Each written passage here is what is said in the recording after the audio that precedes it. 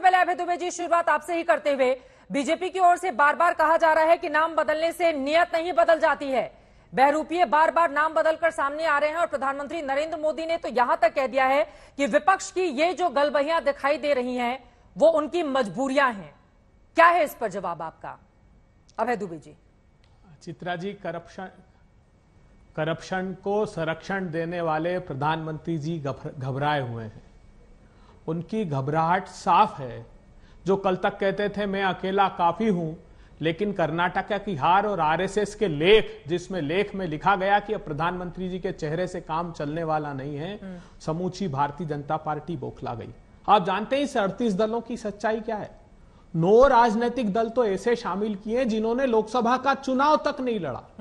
16 राजनीतिक दल ऐसे हैं जिनका एक भी सांसद नहीं है। 7 राजनीतिक दल ऐसे हैं जिनका सिर्फ एक सांसद है और चुनौती दे रहे हैं किसको? इंडिया को। अरे राजनीतिक प्रतिद्वंदिता रखिए, मगर इंडिया के खिलाफ भारत जो लड़ाई लड़ रहा है उसके खिलाफ तो मत खड़े हो जाइए। प्रधानमंत्री अकेले 303 है अभय दुबे जी। प्रधानमंत्री जी 353 जीते थे उन लोगों ने 2019 में। अभय दुबे जी, अकेले ही बीजेपी 303 है। इस प्रजा बहुत ये अहंकार पौराणिक काल में कौरवों को भी था। कौरवों ने भी महाभारत के युद्ध के पहले अधिक राजाओं का समर्थन लिया था। सेना भी बड़ी थी, मगर जीत नैतिकता की हुई थी, पांडवों की हुई थी। तो इस प्रजातंत्र के महाभारत में फिर न्याय की जीत होगी। जिस प्रकार प्रधानमंत्री जी बहुत भ्रष्टाचार पर रोज भाषण दे रहे हैं, पता है कहां से जन्म हुआ इस बात का? क्योंकि कर्नाटक पे गंभीर आरोप लगे और प्रधानमंत्री जी ने जो भ्रष्ट मंत्री थे उनको संरक्षण दिया, अपना कार्यकर्ता उनका आत्महत्या कर ली संतोष पाटिल कह कर कि प्रधानमंत्री जी 40% का कमीशन खा रहे हैं। लेकिन उन्होंने उस ईश्वरप्पा से बात की, यहां से संकेत साफ मिलता है। तो जैसे अजीत पवार को शामिल किया, जैसे हसन मुंशरिफ को शामिल किया, जैसे प्रफुल्ल पटेल को जो आतंकियों का साथी बताते थे। अब चेहरा कौन है भारतीय जनता पार्टी का, ये भी सुन लीजिए। चेहरा वो राजभर जी है जो कहते थे हिंदुस्तान का सबसे झूठा अगर 1 नंबर का कोई आदमी है तो वो नरेंद्र मोदी जी है। चेहरा कौन होगा? अब्बास अंसारी, जिनको कहते थे कुख्यात डॉन मुख्तार अंसारी, जो उत्तर प्रदेश में और देश का सबसे बड़ा डॉन है, उसका बेटा अब एनडीए का चेहरा है। एनडीए का चेहरा अजीत पवार, जिस पर आरोप लगाते थे 70,000 करोड़ के घोटाले का, एनडीए का चेहरा वो प्रफुल्ल पटेल जो इकबाल मिर्ची का साथी बताते थे, अब ये एनडीए का चेहरा है। क्योंकि डरी हुई भारतीय जनता पार्टी को अब ये समझ में आ गया है कि जिस प्रकार समूचा देश एक साथ आया है, इंडिया बनाम भ्रष्टाचारी, इंडिया बनाम आतंकियों को संरक्षण देने वाले, इंडिया बनाम संसाधनों की लूट वालों की ये लड़ाई है और इसमें इंडिया भारत जीत कर रहेगा। आलोक जी, जवाब दीजिए। वो इंडिया नाम को लेकर भी आप लोगों पर आक्रामक हो रहे हैं और कह रहे हैं इंडिया बनाम इंडिया की लड़ाई में इंडिया जीत कर रहेगा, और तमाम नेताओं के नाम गिनाए ये कहते हुए कि सभी के सभी भ्रष्टाचारी हैं। अजय आलोक जी।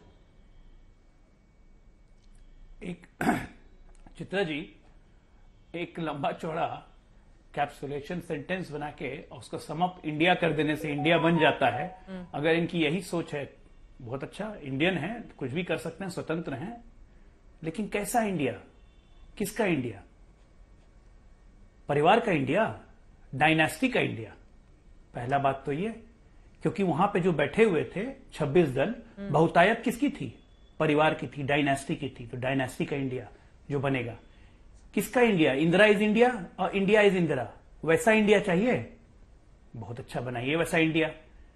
करप्शन का इंडिया, जितने दल बैठे हुए हैं या तो बेल पे हैं या जेल में हैं या केसेस चल रहे हैं, कैसे कैसे करप्शन के, इतने महान हैं करप्शन के कि मंत्री भी जेल चले जाते हैं करप्शन के आरोप में, तब भी मंत्री को नहीं हटाते हैं। ऐसा इंडिया बनाना है, ऐसा गवर्नेंस करना है, बहुत अच्छा करिए एकदम। चौथा ये तुष्टीकरण की राजनीति, वहां पर ऑल इंडिया मुस्लिम लीग बैठी हुई थी जो इस देश में शरिया कानून लागू करना चाहती है, वैसा इंडिया बहुत अच्छा है, बनाइए एकदम, बहुत अच्छा इंडिया है। उसके बाद हिंदुओं को जाति में बांट दो ताकि हिंदू हिंदू ना रहे, जातिवादी दलों का संगठन का जमावड़ा वहां लगा, वैसा इंडिया बनाना है, बहुत अच्छे बनाइए। और वैसे इंडिया के नाम से तो इनको बड़ी नफरत होती थी। चित्रा जी, आपने कितनी डिबेट की, shining India, run up India, stand up India, innovation India, खेलो इंडिया, ये सब बात जब हम कहते थे, प्रधानमंत्री कहते थे, तब तो बड़ी एकदम मिर्ची लगती थी, जैसे सांड को लाल कपड़ा देख के मिर्ची लगती है, वैसे कूदने लगते थे। ये क्या मतलब है? Shining India, clean up India, self reliant India. अरे तो अब आपके भी मुख्यमंत्री तो अपना नाम बदलने लगे हैं ना, आगे इंडिया हटाकर भारत रखने लगे हैं, तो अब क्या बीजेपी डर गई है? सवाल का जवाब आप दीजिएगा। तो फिर इंडिया इतना गिना रहे हैं तो दिक्कत इंडिया से किस बात की कि भारत देखा जा रहा है? चित्रा जी, मैं आ रही हूँ बेदुबी जी, जल्दी से 2 लाइन में अजय आलोक जी। दिक्कत है हाँ। मुझे इंडिया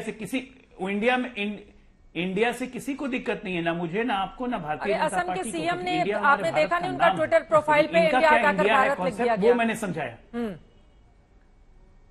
मैं वही कह रहा हूं, इंडिया इनके इंडिया कैसा इंडिया है वो मैं बता रहा हूं, एक झलकी दिखा रहा हूं देश को आपके माध्यम से। ठीक है। दूसरी बात, इंडिया इसलिए रखना पड़ा जानती है क्यों? क्योंकि भारत माता की जय का जब उद्घोष हमारे यहां से सुनते थे ना, तो तब भी ये चिढ़ते थे कि फर्जी राष्ट्रवाद है, ये है, वो है।